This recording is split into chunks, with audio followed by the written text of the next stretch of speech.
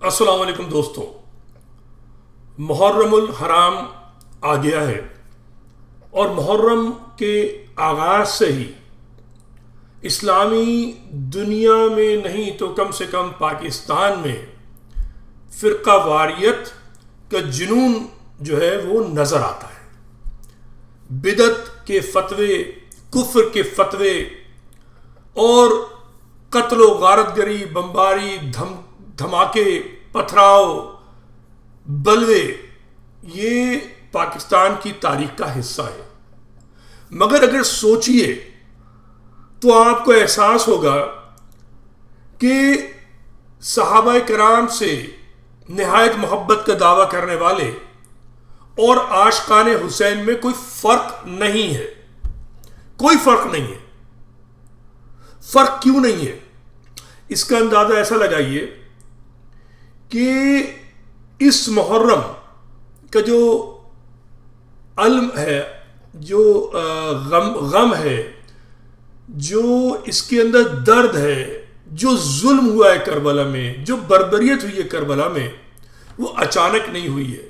اس کا شاخسانہ ہے ان واقعات کا جو منتمج ہوئے کربلا کی صورت میں، اور اس میں امام حسین کی شہادت کی جو بڑی وجوہات ہیں، ان میں ایک اس سے اگلے مہینے جب ہم چل رہے ہیں ذی الحج میں، دو عظیم شہادتیں ہیں۔ پہلی شہادت حضرت عمر خلیفہ سوئم رضی اللہ عنہم ان کی ہے۔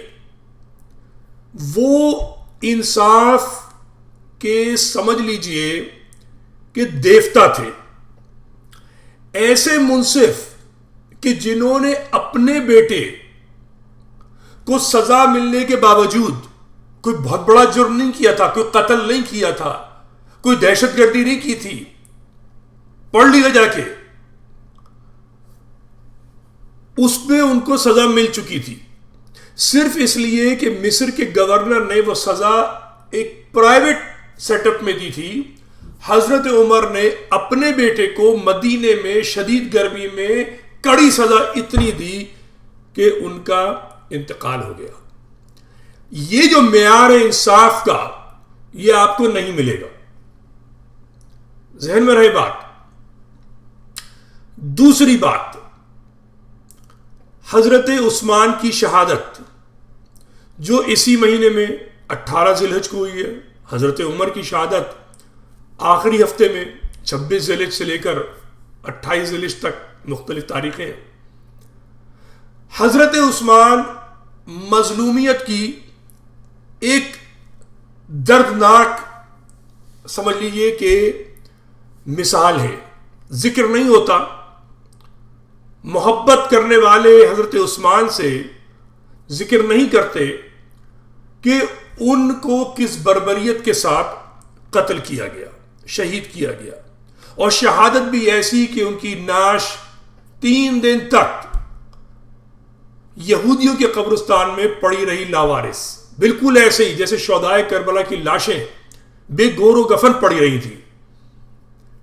یہ امت مسلمہ کو سوچنے کی ضرورت ہے کہ یہ شہادتیں کیوں ہوئیں، ان شہادتوں کے بعد نتائج کیا نکلے، کیوں نکلے، اور کیا آئندہ مسلمان لڑتا رہے، یہ نہ سوچے کہ چاہے وہ غلطیاں ہوئیں، چاہے سازش ہوئی، نقصان آپ کا ہوا۔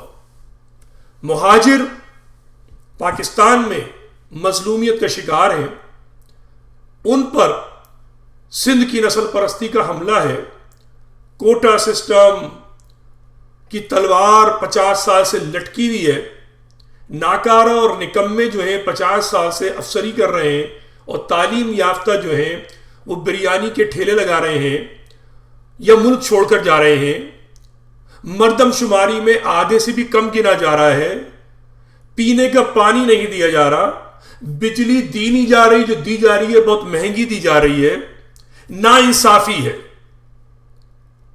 تو اس ناانصافی کو ختم کرنے کا سوچنا ہے تو اپنے گرد گرد اپنے لیڈروں کو دیکھیے اور حضرت عمر کی شخصیت کو یاد کیجیے. ٹھیک ہے. اس کے بعد یہ سوچئے کہ امام حسین کی جو صبر و استقامت کے خود دیوتا ہے، وہ صبر و استقامت کی جس منزل پر امام حسین ہے اس پہ کوئی نہیں پہنچ سکتا. اور مظلومین کربلا کی توسط سے ان کی جو سیرت ہے، ان کا جو کردار ہے ان 10 دنوں میں، اس سے یہ سبق ملتا ہے کہ انسان اس وقت قربانی دے جب اسے نہایت غلط کار کو مہر رضامندی ثبت کرنی پڑے. امام حسین کوئی جنونی نہیں تھے کہ جو قتل ہونے کے لیے، اپنے بچوں کو قتل ہونے کے لیے کروانے کے لیے تیار تھے. نہیں، انہوں نے 3 آپشنز دیے تھے. یہ بہت سے لوگ نہیں جانتے اور بہت سارے جانتے، وہ صحیح سے بتاتے نہیں ہیں. Imam Hussain was an ambassador of peace. انہوں نے یہ کہا تھا میں یزید کی ناجائز حکومت کو مہر ثبت نہیں کروں گا. باقی انہوں نے کچھ نہیں کہا تھا، صرف اس کی جو حکومت تھی اس کو زبردستی منظور کیے جانے سے انکار کیا تھا.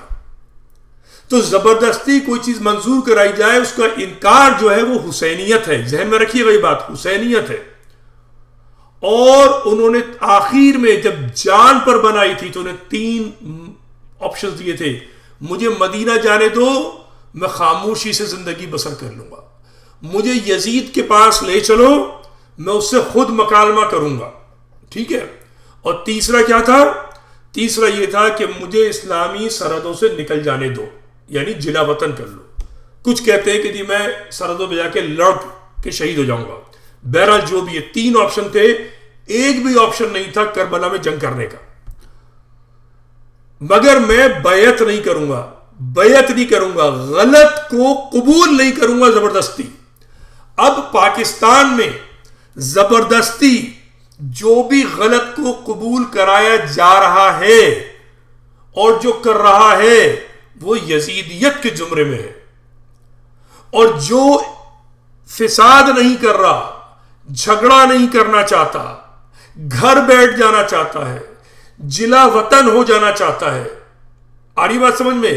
گھر بیٹھ جانا چاہتا ہے، جلا وطن ہو جانا چاہتا ہے، یا صرف مکالمہ کرنا چاہتا ہے، وہ ہے حسینیت پر عمل پیرا. یہ ہے حسینیت کے نچوڑ. آخر میں شب عاشورہ حسین نے یہ تین نقطے دیے تھے، مگر بیعت قبول نہیں ہے. غلط کو صحیح نہیں کہہ سکتا. اب سیاست میں وفاقی طور پر جو سوچے، عالمی طور پر جو سوچے، اور مہاجر اپنے مسائل پہ سوچے تو اپنی طرف خود دیکھ لیجئے. میں ایک پاگل آدمی، میں ایک ذہنی مریض، سن کی سٹھیایا ہوا، حالانکہ میری عمر 60 بھی نہیں ہوئی ہے. میرا پیغام ہے حسینیت. سچ کو سچ، جھوٹ کو جھوٹ، غلط کو غلط، حق کو حق، باطل کو باطل، یہ کہنا ہوگا. مہاجر قوم کا الطاف قاتل ہے، اس کو آپ قاتل کہنا پڑے گا. اس سے قطع نظر کہ مہاجروں پر اسٹیبلشمنٹ نے، سرکار نے، نسل پرستوں نے، کسی نے بھی کتنا ہی ظلم کیا ہو، مگر یہ اپنی قوم کا سردار تھا. اس نے اپنی قوم کے بچے مروائے ہیں، نوجوان ہزاروں کی تعداد میں. متحدہ پاکستان مفاد پرستوں کا ٹولہ ہے. مہاجر نام پر دام وصول کرنے والوں کا ٹولہ ہے. بار بار مہاجر مفادات، چاہے کوٹا سسٹم ہو، مردم شماری ہو، 18ویں ترمیم ہو، مہاجر مفادات فروخت کرنے والوں کا ٹولہ ہے. چاہے کوئی مجھے پسند نہ کرے نہ کرے، میری بات سنے نہ سنے، یہ بات میں کہتا رہوں گا. That's it. اور مہاجروں کا مفاد کسی بھی صورت میں ایسا نہیں ہے کہ وہ اسٹیبلشمنٹ سے ٹکرائے. ہرگز نہیں. پاکستان کی بقا کی ضمانت ہے پاکستان کی موجودہ سرکار، اگر یہ سرکار نہیں ہوگی، وفاق نہیں ہوگا، فوج نہیں ہوگی، تو پاکستان ٹوٹ جائے گا. جب پاکستان ٹوٹے گا سندھو دیش بنے گا. جب سندھو دیش بنے گا تو مہاجر روہنگیا بنے گا. مہاجر ٹیکس دینے والا ہاری تو بن چکا ہے، مگر ابھی پاکستان سے امید ہے اسے. سندھو دیش بننے کی صورت میں وہ روہنگیا بنے گا، اور وہ ہم نہیں چاہتے. تو ہمیں کیا کرنا ہے؟ مکالمہ کرنا ہے، چاہے کسی سے بھی کرنا ہو. حسینیت، کسی غلط کو درست نہیں کہنا، حسینیت. اور اگر یہ سب بھی نہ ہو، جلا وطنی، حسینیت. مگر جب تینوں مواقع نہ ملیں اور اب کچھ بھی نہ رہے، تو پھر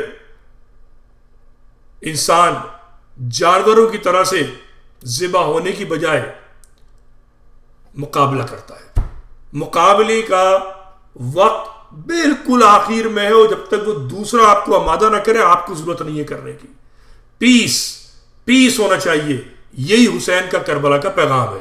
یہی میری سمجھ میں آیا ہے. خدا حافظ.